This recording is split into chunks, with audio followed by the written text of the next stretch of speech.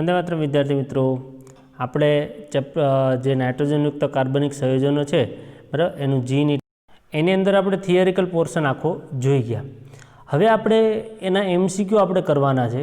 તો અમુક એવા MCQ આપણે કરશું કે જે MCQ આપણને એમ કહી શકાય કે નીટની અંદર G-ની અંદર જેની થિયરિકલ રીતે આવતા હોય અને જે આપણે માટે અગત્યના હોય, તો એવા MCQ આપણે જોઈ લઈએ. બરાબર, તો અહીંયા આપણે શરૂઆતમાં જ જોઈએ તો પહેલો MCQ જરાક નજર નાખો. પાણીમાં રહેલા Hનું વિસ્થાપન હાઇડ્રોકાર્બન સમૂહ વડે કરવાથી ખાલી જગ્યા બને છે. બરાબર, તો એની અંદર જે આલ્કોહોલ, ફિનોલ અને ઇથર એ ત્રણ વસ્તુ બનતી હોય છે. બરાબર, H2O જે ખરો એમાં જે હાઇડ્રોજનનું વિસ્થાપન આપણે હાઇડ્રોકાર્બન સમૂહ જે છે એટલે કે મિથેન, ઇથેન, પ્રોપેન, બ્યુટેન એમાં આપણે કરીએ તો આપણને એમાંથી એમ કહી શકાય કે આલ્કોહોલે બની શકે, ફિનોલે બની શકે અને ઇથર પણ બની શકે છે. તો આ ખૂબ સિમ્પલ પ્રકારના MCQ છે. બરાબર, થોડોક આપણે બોર્ડમાં પૂછાયેલા હોય, આ G-NEATમાં પૂછાયેલા હોય એવા MCQ લઈએ તો નીચે લખેલું છે 23 નંબરનો MCQ તમે જોઈ શકો છો. તો એ MCQની અંદર કીધેલું છે કે નીચેના પૈકી કયું સંયોજન હિન્સબર્ગ પ્રક્રિયક સાથે પ્રક્રિયા આપતું નથી. બરાબર, પ્રક્રિયા આપવાની ના પાડે છે. તો આપણને ખ્યાલ હોવો જોઈએ કે હિન્સબર્ગ સાથે કોણ પ્રક્રિયા ન આપી શકે. બરાબર, જરાક આપણે એક એના ઓપ્શન છે એની પર નજર નાખી લઈએ. તો પહેલો ઓપ્શન છે CH3 CH2 NH. બરાબર, CH3 CH2 CH2 NH2. બીજો ઓપ્શન છે CH3 NH CH2 CH3. ત્રીજો ઓપ્શન છે CH3 CH2 બરાબર ક્યુબ અને N. અને એના પછીનો ચોથો ઓપ્શન છે C6H5NH2. તમને હિન્સબર્ગના પ્રક્રિયક વિશે ખ્યાલ હોવો જોઈએ કે હિન્સબર્ગનો જે પ્રક્રિયક જે ખરો એ પ્રક્રિયક એકંદરે પ્રાઇમરી સાથે, સેકન્ડરી સાથે પ્રક્રિયા કરે પણ ટર્સરી સાથે પ્રક્રિયા કરતો નથી. અને આ જે છે પ્રાઇમરી છે, બીજા નંબરમાં જે સેકન્ડરી છે અને ત્રીજા નંબરનો છે એ ટર્સરી પ્રકારનો હોય તો આપણને ખ્યાલ છે કે એ આપણને એમ કહી શકાય કે એ પ્રક્રિયા કરી શકે નહીં. તો આપણો જવાબ જે છે એ C ઓપ્શન સાથે આપણે જઈશું. ઓકે, એના પછી આપણે આગળ વધીએ કે હાલના સમયમાં એમાઇનના અલગીકરણ માટે કયું સંયોજન વપરાય. તો મેં તમને કીધેલું કે પેરાટોલ્યુઇન સલ્ફોનાઇલ ક્લોરાઇડ લખાવેલું બી ખરું, તો એ આપણે એનો ઉપયોગ કરી શકાય, એ બી પૂછાઈ ગયેલો છે. બરાબર, એના પછીને આપણે 26 નંબરમાં જોઈએ તો નીચેના પૈકી કયું સંયોજન હિન્સબર્ગ પ્રક્રિયક સાથે પ્રક્રિયા આપે છે. તો આપણે હમણાં જ વાત કરી એ પ્રમાણે બરાબર આમાંથી તમારે જે પ્રક્રિયા આપે છે એવું પૂછ્યું છે તો સ્વાભાવિક છે કે લગભગ મોટાભાગના ટર્સરી હશે, પરંતુ એકાદું પ્રાઇમરી અથવા સેકન્ડરી છે હોવું જોઈએ, તો એ પ્રક્રિયા આપતો હોય છે. તો અહીંયા તમે બી ઓપ્શન પર નજર નાખો તો મિથાઇલ, ઇથાઇલ બરાબર એમાઇન જે ખરો એ આપણને એમ કહી શકાય કે એ પ્રક્રિયા આપે છે. ઓકે, તો આ રીતે એને આપણે કહી શકીએ છીએ. એના પછી નેક્સ્ટ આપણને જે આપી દીધેલો છે 28 નંબરનો MCQ આપણે તરફ એને પર નજર જરા નાખીએ તો RNH2 એટલે કે પ્રાથમિક એમાઇન અને ClSO2 બેન્ઝીન એટલે કે બેન્ઝીન સલ્ફોનાઇલ ક્લોરાઇડ જે આપણને આપી દીધેલો છે એમાંથી આપણે HCl દૂર કરીએ અને X આપણને અને એમાંથી જલીય KOHમાં નાખીએ એટલે Y અને HCl દ્વારા તટસ્થીકરણ કરીએ તો Z. તો આ પ્રક્રિયામાં Z શું દર્શાવે છે? ખૂબ સિમ્પલ છે સાહેબ, કારણ કે આગળ પ્રાથમિક એમાઇન તમને અહીંયા આપી દીધેલો છે RNH2.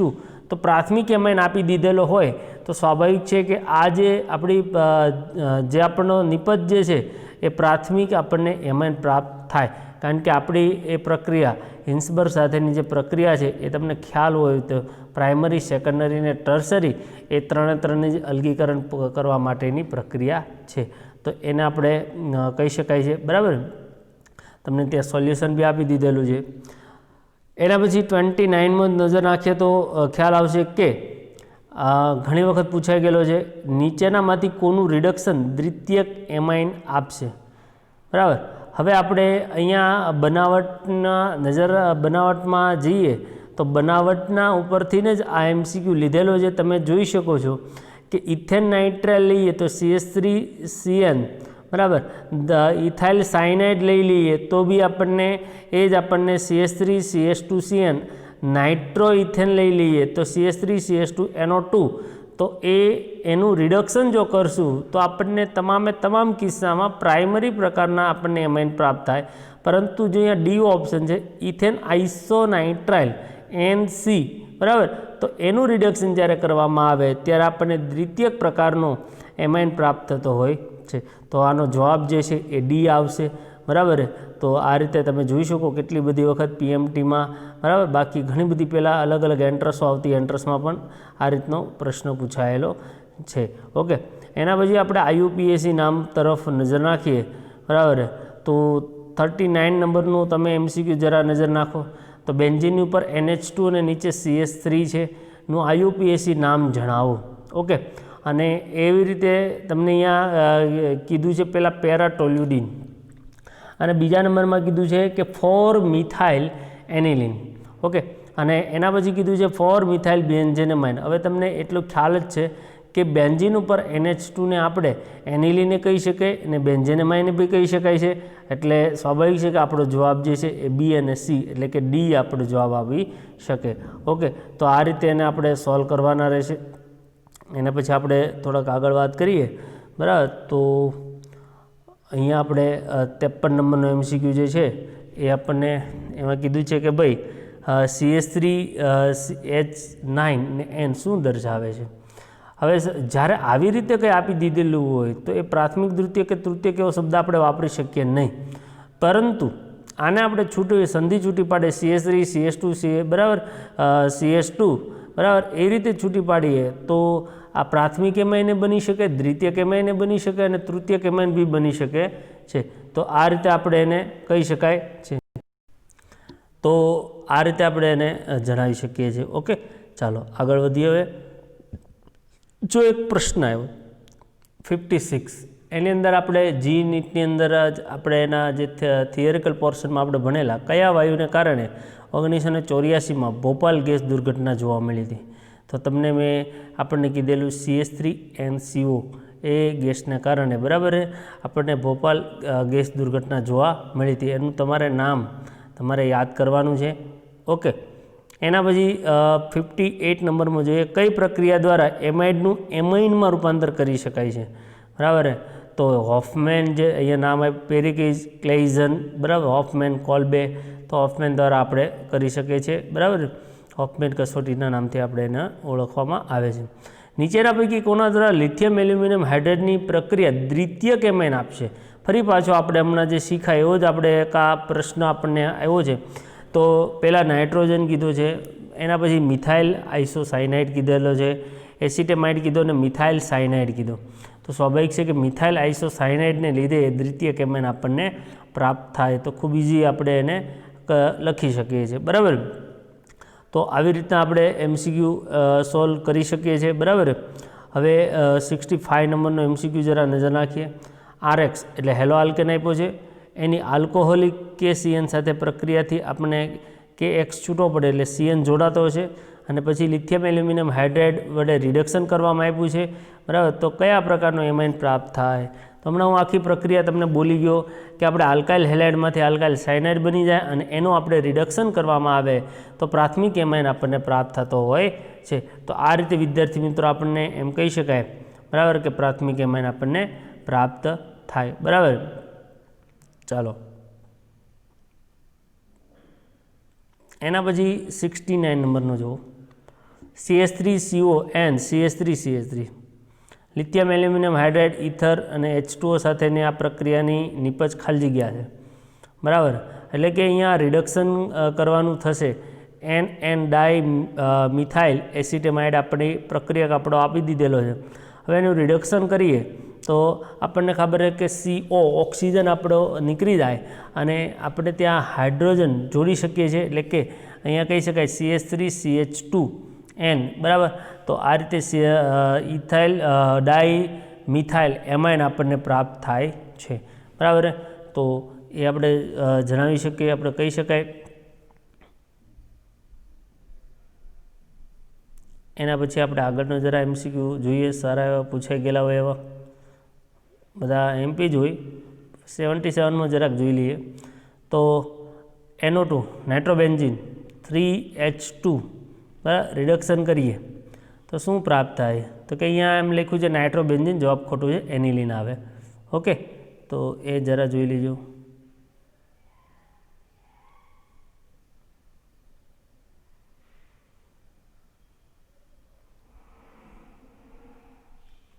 ચાલો તમને 94 નંબરનો MCQ તમે જરા નજર નાખો. નીચેના પૈકીની કઈ પ્રક્રિયા મેન્ડિસ રિડક્શન તરીકે ઓળખવામાં આવે છે? તો મેં તમને મેન્ડિસ રિએક્શન જે છે એ એક્સ્ટ્રા કરાવેલી હતી, બરાબર. તો એની અંદર આપણે આ જે સી જે ખરો RCN, બરાબર, ખાસ કરીને પ્રક્રિયા બધા રિડક્શન જ છે. લિથિયમ એલ્યુમિનિયમ હાઇડ્રેટ રિડક્શન કર્યું, H2 નિકલ વડે રિડક્શન કર્યું, બરાબર. NaHg C2H5OH ઇથેનોલ, બરાબર, એના વડે આપણે રિડક્શન જ કર્યું છે. પરંતુ અહીંયા જે સી ઓપ્શન જે ખરો એ સી ઓપ્શન આપણને એમ કહી શકાય કે એ જે છે એ મેન્ડિસ રિડક્શનની પ્રક્રિયાના નામથી ઓળખવામાં આવે છે, બરાબર. તો એ આપણે જણાવી શકીએ. એના પછી 96 નંબરમાં જોઈએ, નીચેના પૈકી ટર્શરી એમાઇન દર્શાવો. હવે એ આપણે જો 98 સોરી એ જો આપણે આ બધાના સ્ટ્રક્ચર બનાવવાના રહીએ, બરાબર. સ્ટ્રક્ચરની અંદર પહેલું છે 1 મિથાઇલ સાયક્લોહેક્ઝાઇલ એમાઇન, બીજું છે ટ્રાઇથાઇલ એમાઇન, બરાબર, ત્રીજું છે તૃતીયક બ્યુટાઇલ એમાઇન અને ચોથું છે N મિથાઇલ એનિલિન. તો ત્યાં સોલ્યુશનમાં તમને આપી દીધેલું છે એમ તો કે પહેલું 1 મિથાઇલ સાયક્લોહેક્ઝાઇલ આપણને એમાઇન આપ્યો, તો એ તમે સ્ટ્રક્ચર ઉપરથી જ આપણને કહી શકાય. અચ્છા, તો બનાવવાના કઈ રીતે? તો એ આપણને ખ્યાલ હોવો જોઈએ કે સાયક્લોહેક્ઝાઇલ એટલે એ આપણો ચક્રીય સંયોજન, બરાબર. એમાં 1 મિથાઇલ, બરાબર, 1 મિથાઇલ એટલે કે પહેલા નંબર ઉપર CH3 કે છે, પરંતુ એમાઇન છે એટલે અહીંયા આ સામાન્ય નામ છે એટલે શું કીધું આને NHની સાથે CH3, બરાબર. તો આ રીતનું એનું સ્ટ્રક્ચર બનશે. બીજા નંબરમાં કીધું છે ટ્રાઇથાઇલ એમાઇન. ટ્રાઇથાઇલ એટલે કે 3 ઇથાઇલ ગ્રુપ અને એમાઇન એટલે N જોડવાનો, તો એ ટર્શરી પ્રકારનું થશે. ચોથા નંબરમાં જે કીધું છે તૃતીયક બ્યુટાઇલ એમાઇન. તૃતીયક બ્યુટાઇલ આપણે 11 સાયન્સની અંદર ઓર્ગેનિકની અંદર આપણને મેં શીખવાડેલો તૃતીયક બ્યુટાઇલ કોને કહેવાય. તો એ જે આપણે બનાવ્યા પછી એમાઇન એટલે NH2 આપણે એને જોડવાના રહે. અને N મિથાઇલ એનિલિન, બરાબર. તો આપણને ખ્યાલ આવી ગયો કે ભાઈ અહીંયા B એટલે કે એ આપણો ટર્શરી એમાઇન આપણને પ્રાપ્ત થશે. ઓકે. એના પછી 99માં આપણે જોઈ લઈએ તો CH2 double bond CH CH2 NH CH3નું IUPAC નામ ખાલી જગ્યા છે, બરાબર. અહીંયા ડબલ બોન્ડ બી હાજર છે, અહીંયા NH બી હાજર છે અને સેકન્ડરી પ્રકારનો આપણને NH છે. ઓકે. તો જોઈએ આપણે પહેલાં તો આપણે જે આપણી શૃંખલા છે એમાં જે એમાઇન પ્રત્યે લગાવવાનું, એમાં તમે જોઈ શકો છો કે અહીંયા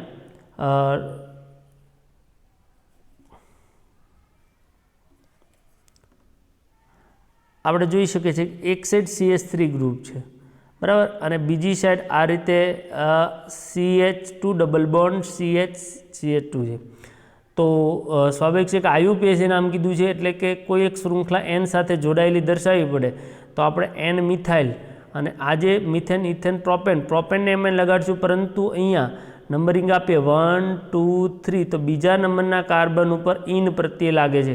બીજા નંબરના કાર્બન ઉપર કયો પ્રત્યય લાગે? ઇન પ્રત્યય આપણે લગાડીએ છીએ. તો ઇન પ્રત્યય લગાડીએ એટલે શું થઈ જાય? N methyl prop two in 1 amine. આ રીતનું આપણે, બરાબર, એનું નામકરણ આપણે કરીશું. ઓકે. 104 નંબરનો MCQ જોઈએ. NCERTનો એક્ઝામ્પલનો MCQ છે આ એકચ્યુઅલી, બરાબર, કોઈ પૂછાયેલો નથી પણ છતાં બી આવા MCQ પૂછાતા હોય છે. 2 ફિનાઇલ પ્રોપેનામાઇડમાંથી 2 ફિનાઇલ પ્રોપેનામાઇનની બનાવટ માટે ઉત્તમ પ્રક્રિયા કયો?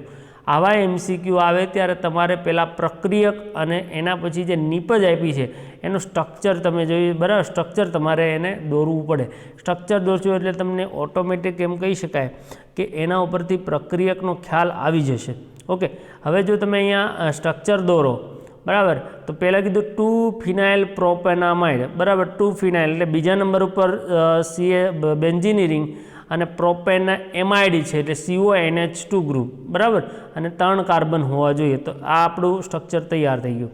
એના પછી જે આપણું નિપજ છે 2 ફિનાઇલ પ્રોપેનામાઇન એટલે આપણને COની જગ્યાએ CH2. હવે જો તમે અહીંયા જોતા ખ્યાલ આવી જાય કે રિડક્શન કરવાનું છે. પહેલું છે વધુ પડતો H2 પણ નિકલ નથી આપ્યું. બીજું છે જલીય NaOHમાં Br2, અહીંયા બ્રોમિનેશન નથી કરવાનું. લાલ ફોસ્ફરસની હાજરીમાં આયોડિન, તો આપણે HI કે આઈને કોઈ ઉમેરવાનો નથી. તો સ્વાભાવિક છે કે જે ઇથરમાં લિથિયમ એલ્યુમિનિયમ હાઇડ્રેટ, તો સ્વાભાવિક છે કે એ રિડક્શન કરવા માટેનો એક ઉત્તમ પ્રક્રિયક છે. તો સ્વાભાવિક જવાબ આપણે જે છે એ રિડક્શન માટેનો કહી શકાય ઇથરમાં લિથિયમ એલ્યુમિનિયમ હાઇડ્રેટ, બરાબર, એ આપણે એને જણાવી શકીએ છીએ, બરાબર. એના પછી આપણે બીજી આપણે વાત કરીએ તો MCQની અંદર 112 નંબરનું જોઈ લઈએ. 2 બ્રોમોપ્રોપેન AgCN આલ્કોહોલિક, બરાબર, X lithium aluminium hydrate Y, તો Yનું IUPAC નામ આપો. આવા MCQ ખાસ પૂછાતા હોય છે. તો પહેલાં તો 2 બ્રોમોપ્રોપેન, તો 2 બ્રોમોપ્રોપેન એટલે આપણને અહીંયા આપી દીધા, આપણે જે બનાવી છે CH3CH BR CH3, બરાબર. AgCN સાથે પ્રક્રિયા કરે એટલે CN ગ્રુપ અહીંયા એડ કરીએ છીએ, એટલે કયું ગ્રુપ નીકળે તો કે BR નીકળે એટલે CN જાય, એટલે આપણને, બરાબર, આપણને જે CNની અંદર આપણે NC આપણે આઇસોસાયનાઇડ, બરાબર, એડ કરીએ છીએ, કારણ કે આગળ આવી પ્રક્રિયા આવી ગયેલી છે. પછી જ્યારે જઈને આપણે એનું રિડક્શન કરીએ છીએ ત્યારે આપણને N-મિથાઇલ પ્રોપેન ટુ એમાઇન આપણને પ્રાપ્ત થાય છે. તો આવા MCQ આપણે થિયરિકલ, આ બધા MCQ કહી શકાય. આની માટેની તમારી થિયરી કમ્પ્લીટ હોવી જોઈએ. થિયરી કમ્પ્લીટ હશે તો MCQ આની અંદર ઓર્ગેનિકની અંદર ઇઝી પડશે, અને આની થિયરી તમને યાદ નહીં હોય અને ખ્યાલ નહીં હોય, બરાબર, તો આપણે માર્ક ગુમાવવાનો વારો આવશે, ધ્યાન રાખજો, બરાબર. તો આ રીતે આપણે જોઈશું. આગળ હજી જોઈએ થોડાક અલગ પ્રકારના MCQ.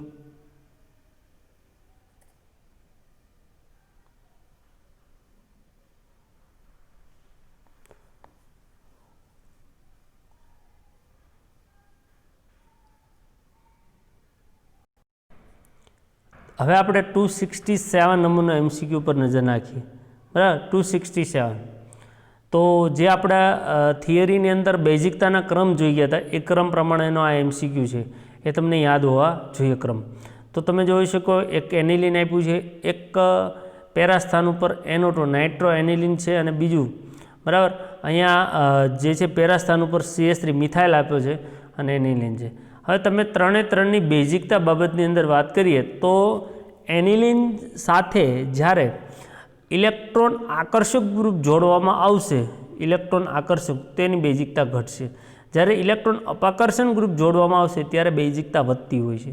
CH3 જે ખરો એ ઇલેક્ટ્રોન અપાકર્ષી ગ્રુપ છે, તો સૌથી વધુ બેઝિકતા CH3 એટલે કે અહીંયા જે છે સ્ટ્રક્ચર નંબર 3ની થશે. એના પછી જે છે આપણું સ્ટ્રક્ચર નંબર 1, જે કોઈ પણ વસ્તુ નથી જોડાયેલી, એના પછી સેકન્ડ નંબરમાં એ આવશે, અને સ્ટ્રક્ચર નંબર 2 એ આપણે સૌથી છેલ્લે આવશે. તો આ રીતે અહીંયા એમ કહી શકાય કે જે બેઝિકતાને લગતા MCQ જે છે એવા MCQ પૂછાતા હોય છે, બરાબર. નીચેના પૈકી ખાલી જગ્યા સૌથી નિર્ભર બ્રોન્સ્ટેડ બેઝ છે. હવે ફરી પાછો આપણને ત્યાં એ જ પ્રકારનું સ્ટ્રક્ચર આપણને આપી દીધેલો છે, બરાબર. તો એની અંદર આપણે કહી શકાય છે, બરાબર. જોઈ લેજો 278માં MCQ જરા નજર નાખો. એનિલિન સામાન્ય રીતે ખાલી જગ્યા દ્વારા બનાવવામાં આવે. તો સામાન્ય રીતે એનિલિન બાષ્પ નિસ્યંદન દ્વારા બનાવે, યાદ રાખજો. બાષ્પ નિસ્યંદન એટલે અહીંયા નિસ્યંદનની પદ્ધતિ કરવામાં આવે, વેપરાઇઝેશનની પદ્ધતિ કરવામાં આવે. તો આ એક MCQ ઘણી બધી વખત પૂછાઈ ગયેલો છે, તો એને આપણે યાદ રાખજો, બરાબર. એના પછી જે છે એસિલેઝાઇડ એટલે કે RCON3 ની એસિડિક અથવા બેઝિક માધ્યમ સાથે પ્રક્રિયા કરતાં ખાલી જગ્યા મળે. તો ત્યાં આપણને એની થિયરી બી આપણને નીચે આપી દીધેલી છે કે અહીંયા RNH2 એટલે કે એમાઇન ગ્રુપ આપણને પ્રાપ્ત થાય. તો એ પ્રમાણે તમે નજર નાખી લેજો, બરાબર. બીજું આગળ જોઈએ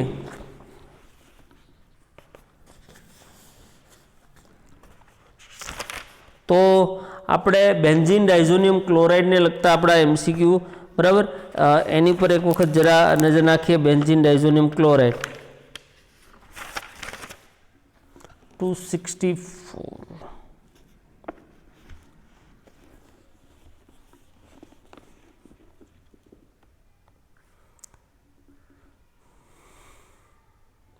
તો આ રીતે આપણે ઘણા બધા MCQ આવી રીતે પૂછાતા હોય છે, બરાબર. તમારે એને સોલ્વ કરવાના હોય છે, બરાબર.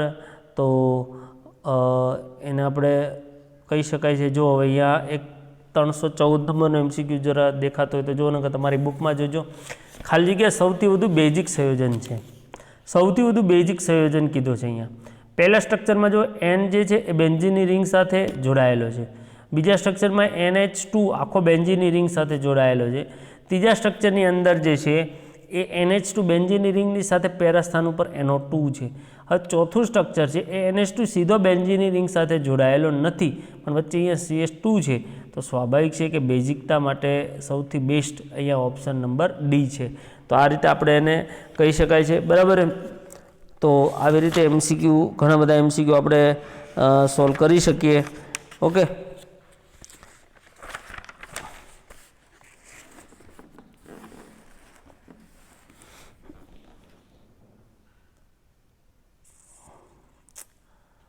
થ્રી 339માં જોઈએ તો અહીંયા એનિલિન આપ્યું છે આપણને, એને NO2 HCl આપણને આપી દીધેલો છે, એટલે બેન્ઝીન ડાયઝોનિયમ ક્લોરાઇડ બને. એની પ્રક્રિયા આપણે Cu2 CN2 સાથે કરીએ તો Y આપણને પ્રાપ્ત થાય, અને એની પ્રક્રિયા H2O સાથે કરીએ તો આપણને Z મળે.